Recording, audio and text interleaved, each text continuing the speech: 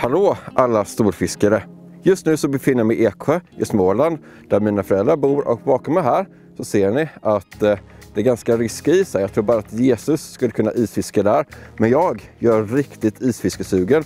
Så för att lösa det problemet kommer jag åka upp till fiskegymnasiet i Älvdalen, och det ligger i Dalarna, och där fiskar röding och gädda från isen med bland annat Marcus Grip. Men det är så att dagarna är ganska korta här och det tar ungefär 6 timmar för mig att åka bil dit. Vad gör man inte för lite fiske? Så det är bäst att jag skyndar mig. Bara gå upp till bilen och så packa in alla fiskesaker. Det här är vad jag behöver för 2 dagars fiske. Snöskotta, ismetessaker, sådär vippor och sånt. Spön, karpstol att sitta på, drönare, isbar också där. Sen öppnar vi denna dörren. Kamerasaker, kläder, dator. Sen öppnar vi här. Öppnar vi den dörren. Ännu mer kläder, vattentät ryggsäck, saker till röding och ismetestackel. Så som ni ser så krävs det en hel del saker när man åker ut så här ismetar. Men nu är allt redo, så är det dags att köra. Nästa stopp, det blir Dalarna. Så för att göra tiden lite kortare så sätter jag på lite musik.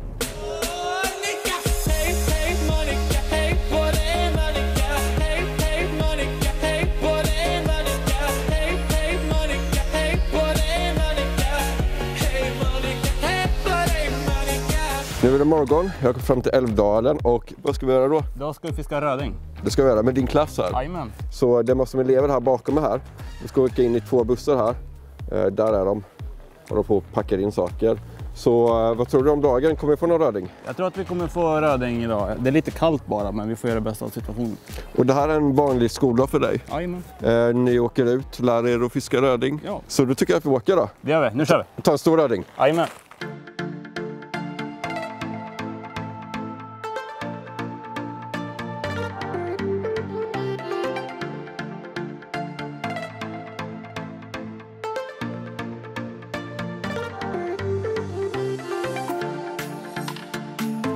Alltså det är sjukt stor skillnad jämfört med Kalmar. Här är typ 1 decimeter snö, och som ni ser ovanför oss så är det helt klarblå himmel.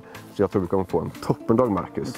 Men innan man går ut på isen så är det lite saker man måste tänka på. Och vad är det första man måste ha med sig? Det första är såklart isdubbar. Det är väldigt bra att ha med sig. En kompis, livlina och en telefon. Ifall att du ramlar i så kan du ringa en kompis. Exakt. Eller ambulans. Ja, jag skulle nog hellre ringa ambulans än en kompis om man trillar i. Precis. Men exakt. Och vi har med oss allting i det där. Det har vi. Och vi har inte bara en kompis, vi har hela ditt... Vi har hela min klass med oss.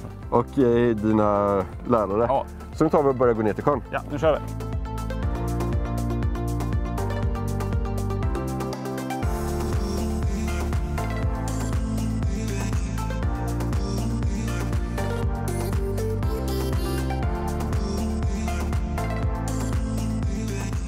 Och när man fiskar röding så här så har vi först borrat ett hål i isen, och isen är ungefär 1 decimeter tjock. Ja. Och sen så har man ett vanligt rödingpimpelspö, och sen så sitter man ganska still, så vi har med oss en skrulle att sitta på. Men nu, Marcus, får vi visa hur man riggar spett. Vi kommer köra med ett vanligt pimpelspö och sen ett blänke, och längst ner kommer vi ha en mormyrska.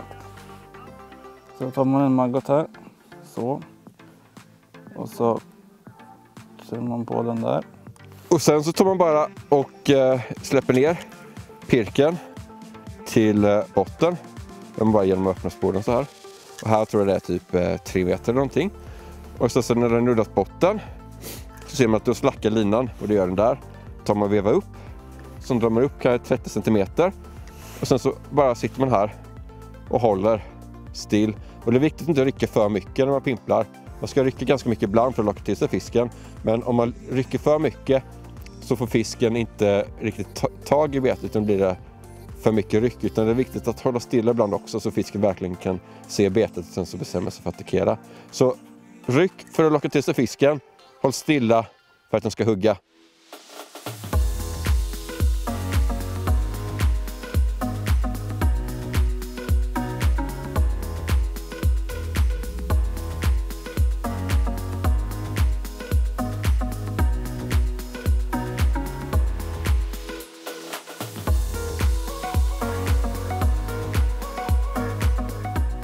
Nu har vi fiskat i typ en timme, 1,5 timme. och det är dags att äta någonting. Jajamän. Så dina klasskompisar har 2 stycken gått tillbaka och sen har de gjort en eld. Nu ska vi äta lite kebab. Jajamän, det kommer bli jättegott.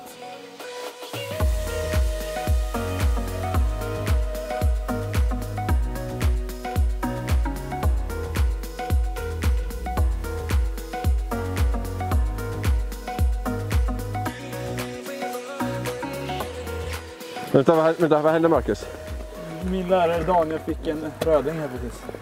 Det är så här de ser ut. Där ser de ut. Röda och fina. Men om en hugger så kan jag hugga fler. Nu har jag visat Marcus, nu är det bara att köra.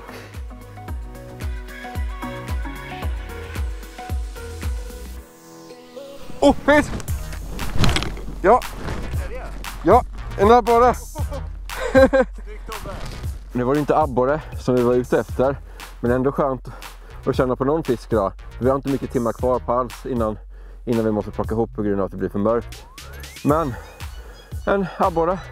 Jag släpper i den snabbt för att det är ungefär minus 10 nu, kan jag tänka, minus 12. Och då så om man ska släppa tillbaka fisken så får man inte upp med dem alls längre över isen. Så bara upp med dem snabbt, kroka av och sen i det igen. Ja! Du räddade oss Marcus. Jaha, det gick bra. Jag och Tobbe satt och snackade om lite gädda här och sen så från ingenstans så smackade på henne. Vilken fin öring det var. Ja. Väldigt mörk och fin färg. Grymt Marcus. Ska du släppa tillbaka den eller ska du ta hem den? Nej, jag släpper den. Då får du släppa den ganska snabbt nu då. Ja.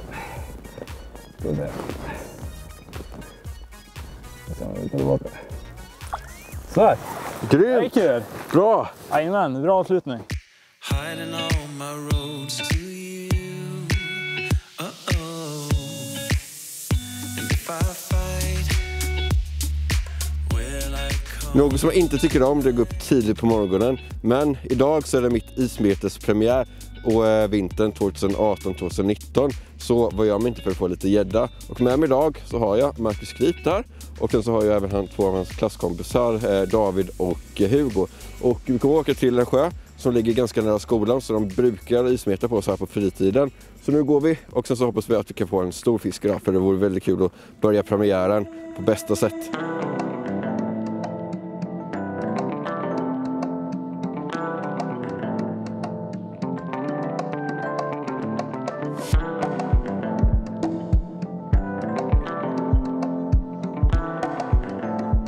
Marcus, Jajamän. nu har vi precis fått ut alla saker och det börjar ljusna. Men alltså fy fan vad kallt det är alltså. Det är inte varmt då. Vi kommer få en jättefin dag men så här är alltid så här i slutet av december, början av januari. Att om det blir en varm dag så är det alltså extremt kallt på morgonen. Så de andra kompisarna, de håller på att gå upp tillbaka och göra en eld.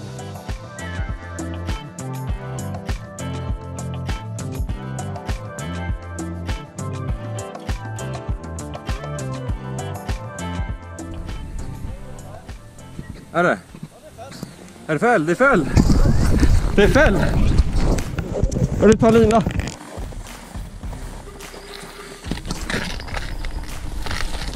Ja. Det är ganska liten. Första ismeterskedjan för mig denna säsongen. Det är kallt. Får jag gå? Ja, tack så mycket. Och nu är det viktigt att ha ögonen under vattnet. Så stoppar vi ner den i vattnet igen medan vi krokar av den. För det är ganska kallt nu på morgonen. Och sen har jag alltid med mig en tång i fickan här. Så tar vi bara kroka av den här. Om du tar upp den, håll upp i munnen snabbt här. Bam, en krok. Första gäddan för idag, väger 2,5 kilo. Det är alltid en bra start, vet man att fisken är här inne. Tog på dött bete, men den måste tillbaka snabbt nu innan de förfryser sig. Så bara iväg med gädda.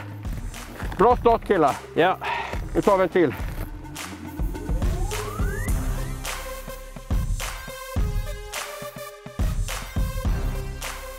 Som ni ser här bakom mig i denna fantastiska soluppgång så är det ingen is här utan det är strömkant, utan det går en ström här utanför. Det innebär att här inuti som vi fiskar blir det ett bakvatten och här tycker ni gäddan om att vara, för under vintern så är det kallt i vattnet och då vill gäddan göra av med så lite energi som möjligt.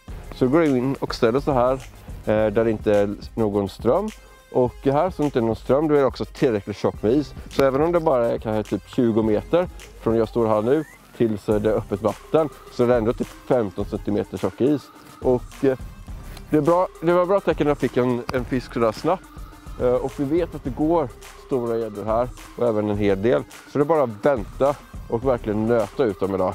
För att det är ganska litet område att fiska på. Men som sagt, vi vet att det går grisar här inne.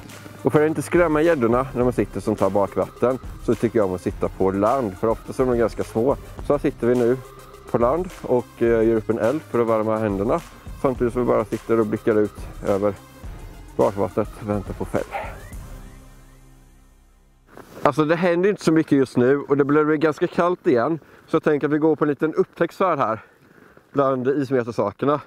Så du ska se hur bakvattnet egentligen ser ut här borta. Som du ser här så kan man gå väldigt nära kanten utan att trilla i.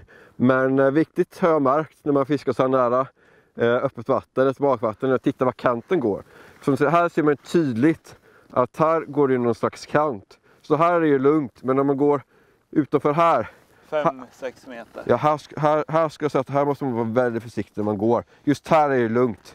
Men går man mycket längre än så här, då finns det risk att man trillar i. Och det skulle inte vara skönt idag. Nej, absolut inte. Men Marcus, om man vill gå här den utbildningen i Älvdalen, i fiskegymnasiet här uppe, hur är fisket här under vintern? Här uppe kan man få allt möjligt, gädda, borre, öring, röding och så. Och där bak vi sitter nu har jag fått ett par stora gäddor.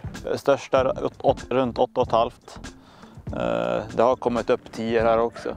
Men vill man inte fiska gädda så kan man prova på att fiska abborre, röding. Som vi gjorde igår. Precis. Röding och öring. Precis, det finns jättemånga stjärnor runt om i skogen. Alltså.